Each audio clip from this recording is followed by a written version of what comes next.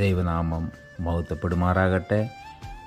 മനോഹരമായ ദിവസത്തിൽ അനേക തവണ പ്രാർത്ഥിച്ചും ഭാരപ്പെട്ടും ബലഹീനതയിലും സങ്കടത്തിലുമൊക്കെയും ആയിരിക്കുന്ന ദൈവ പൈതലെ, കർത്താവിൻ്റെ വചനം നമ്മളെ ശക്തീകരിക്കട്ടെ.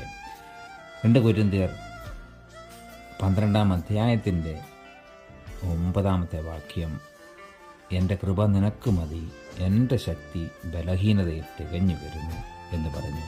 ആകയാൽ ക്രിസ്തുവിൻ്റെ ശക്തി എൻ്റെ മേൽ ആവസിക്കേണ്ടതിന് ഞാൻ അതിസന്തോഷത്തോടെ എൻ്റെ ബലഹീനതകളിൽ പ്രശംസിക്കും.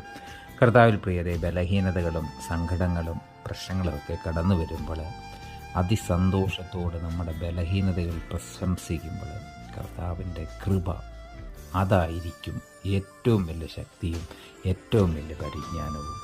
ഈ വചനത്താൽ ദൈവം നമ്മെ അനുഗ്രഹിക്കട്ടെ. ആമേൻ.